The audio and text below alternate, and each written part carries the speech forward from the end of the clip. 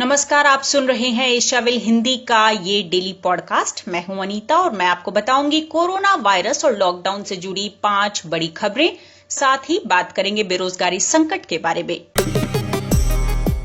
देश में corona virus के संक्रमण की चेन तोड़ने के लिए पिछले 25 मार्च से लॉकडाउन चल रहा है। लॉकडाउन का तीसरा चरण 4 मई से शुरू हुआ, जो 17 मई को खत्म होगा। लॉकडाउन का असर अब गरीब, किसान और छोटे कारोबार पर साफ दिखाई देने लगा है। ऐसे में कांग्रेस की अंतरिम अध्यक्ष सोनिया गांधी ने सरकार से लॉकडाउन के बाद की रणनीति पर सवाल किया। सोनिया गांधी ने पूछा कि 17 मई के बाद क्या, यानी कि 17 मई के बाद लॉकडाउन को लेकर सरकार की आगे की रणनीति क्या है। साथ ही उन्होंने ये भी जानना चाहा कि सरकार लॉकडाउन पर किन मापदंडों के तहत फैसला ले रही है। कांग्रेस के अंतरिम अध्यक्ष ने आज कांग्रेस शासित प्रदेशों के मुख्यमंत्रियों के साथ बैठक में ये बात कही। इस बैठक में कोविड-19 और लॉकडाउन से निपटने के साथ ही राज्यों की जरूरतों पर समीक्षा की गई। बैठक में कांग्रेस शासित प्रदेशों की राज्य सरकारों ने एक सुर में कहा कि राज्यों को बहुत ज्यादा राजस्व नुकसान उठाना पड़ रहा है, उनके पास वित्तीय संसाधनों की कमी होने लगी है। ऐसे में केंद्र सरकार राज्यों को प्रोत्साहन पैकेज मुहैया कराए। राज्य सरकारों ने आरोप लगाते हुए कहा कि उन्होंने राज्यों के पैकेज के लिए प्रधानमंत्री से अनुरोध किया था, लेकिन केंद्र की तरफ से कोई मदद अब तक नहीं मिली है। बैठक में मौजूद पूर्व प्रधानमंत्री मनमोहन सिंह ने कहा कि राज्यों के मुख्यमंत्रियों को लॉकडाउन के तीसरे चरण के बाद की रणनीति के बारे में पता होना चाहिए। बता दें, सिर्फ कांग्रेस शासित प्रदेश ही नहीं बल्कि देश के बाकी राज्य भी मोदी सरकार से लगातार वित्तीय मदद की गुहार लगा रहे हैं। राज्य सरकारों का कहना है कि वित्तीय संसाधनों की कमी के चलते वो कोरोना से जंग कैसे लड़ें। देश में कोरोना के बढ़ते मामलों ने केंद्र के साथ साथ राज्य सरकारों की भी चिंता बढ़ा दी है। केंद्र सरकार ने अभी 17 मई तक देशव्यापी लॉकडाउन की घोषणा की है, जिसमें कुछ शर्तों के साथ छूट का भी प्रावधान किया गया है, लेकिन कई राज्यों ने सख्ती बढ़ा दी है। तेलंगाना में लॉकडाउन को 29 मई तक के लिए बढ़ा दिया गया है। मुख्यमंत्री के चंद्रशेखर राव ने इसकी घोषणा की। मुख्यमंत्री ने कहा कि केंद्र सरकार की तरफ से रेड जोन में भी दुकानें खोलने के आदेश हैं, लेकिन हम हैदराबाद, मेडचल, सूर्यापेट और विकाराबाद में कोई भी दुकान नहीं खोलेंगे। वहीं उत्तर प्रदेश के गाजियाबाद जिले में लॉकडाउन के प्रतिबंध 31 मई तक लागू रहेंगे। इसके तहत बिना अनुमति के किसी भी तरह की ट्रैफिक गतिविधियां प्रतिबंधित हैं।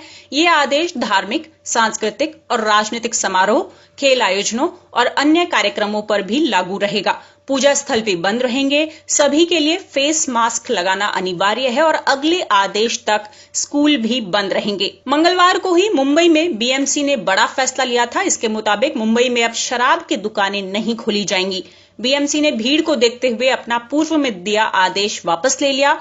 बीएमसी आयुक्त की तरफ से जारी ताजा दिशा निर्देशों के मुताबिक मुंबई में सभी गैर जरूरी दुकानें बंद रहेंगी। सिर्फ किराने की दुकान और मेडिकल स्टोर जैसी जरूरी दुकानों को खोलने की इजाजत होगी। इससे पहले झारखंड सरकार ने कहा था कि 17 मई तक राज्य में पूर्ण लॉकडाउन लागू रहेगा, यानी कोई छूट नहीं दी जाएगी। वहीं बिहार के 5 जिले मुंगेर, रोहतास, बक्सर, पटना और गया रेड जोन में है।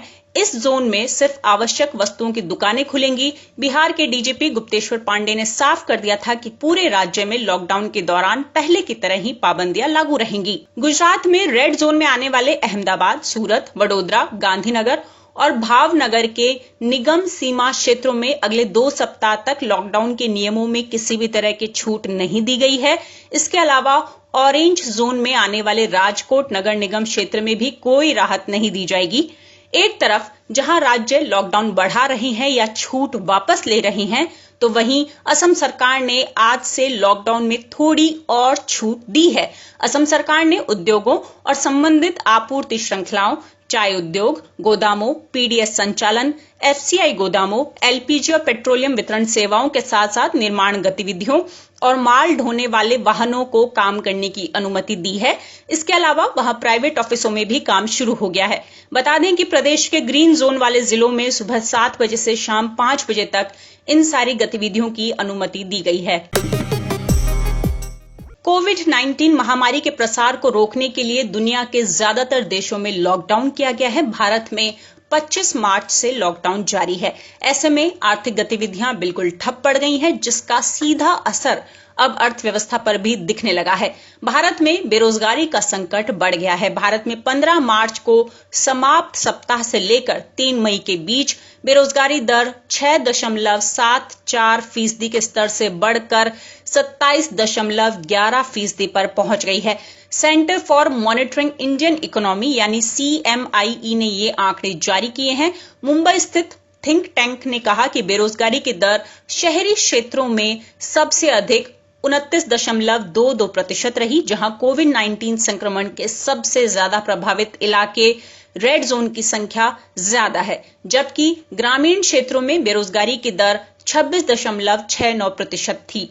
CMIE के आंकड़ों के मुताबिक अप्रैल में मासिक बेरोजगारी की दर 23.52% थी। आंकड़ों के मुताबिक अप्रैल के अंत में दक्षिण भारत में पुदुचेरी में सबसे ज्यादा 75.8% बेरोजगारी थी। इसके बाद पड़ोसी राज्य तमिलनाडु में 49.8%, झारखंड में 47.1% और बिहार में 46.6% बेरोजगारी थी, जबकि महाराष्ट्र में बेरोजगारी दर 20.9% थी। बता दें कि देश में लॉकडाउन लगाए जाने के बाद ज्यादातर विश्लेषकों और अर्थशास्त्रियों ने इस वित्तीय वर्ष के लिए देश के सकल घरेलू उत्पाद यानी GDP में संभावित गिरावट की भविष्यवाणी की है।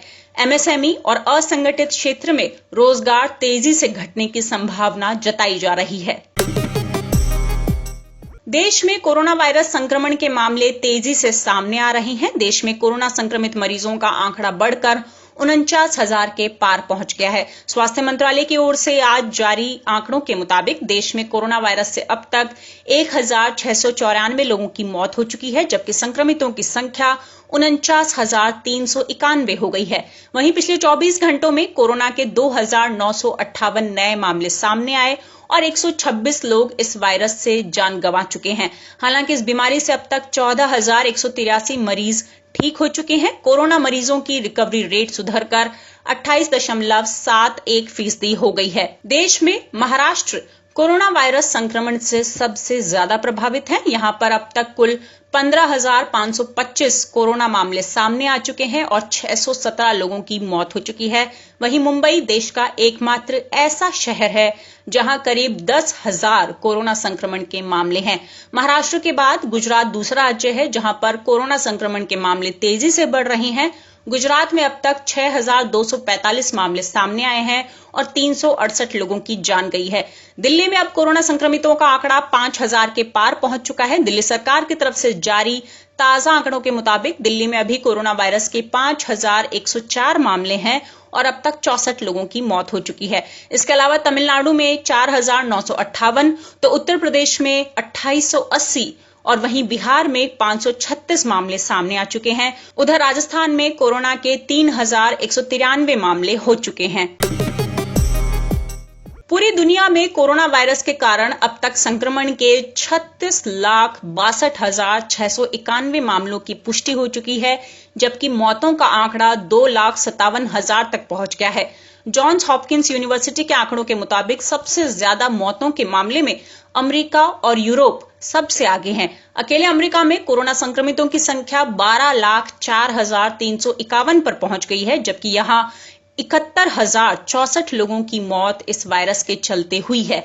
यूरोप की बात की जाए तो स्पेन, इटली, फ्रांस और ब्रिटेन में कोरोना के कारण अब तक मरने वालों का कुल आंकड़ा 1,09,996 तक पहुंच गया है। बता दें, ब्रिटेन में अब तक संक्रमण से 29,427 लोगों की मौत हो चुकी है। ब्रिटेन के विदेश मंत्री डोमिनिक रॉब ने इसे बड़ी त्रासदी बताया है। इससे पहले कोरोना के सबसे ज्यादा मौतों के मामले में यूरोप में इटली आगे था, लेकिन अब मौतों की संख्या में ब्रिटेन ने इटली को पीछे छोड़ अमेरिका के बाद दूसरे नंबर पर आ गया है। अब अमेरिका और इन 4 यूरोपीय देशों में कोरोना के कारण कुल 1.81 लाख से ज्यादा मौतें हुई हैं, जो पूरी दुनिया में हुई मौतों का 70% से ज्यादा है। वहीं चीन, जहां की वुहान से इस वायरस का फैलना शुरू हुआ था, वहां संक्रमितों का कुल आंकड़ा अब भी 1 लाख से नीचे है। चीन में कोरोना के कारण मरने वालों की संख्या अब तक 4,637 है, जो कई यूरोपीय देशों के मुकाबले काफी कम है। ये थे आज के इस पॉडकास्ट की अभी तक की 5 बड़ी खबरें। देश और दुनिया की बाकी खबरें देखने, पढ़ने और सुनने के लिए आप बने रहिए एशियाविल हिंदी के साथ। नमस्कार।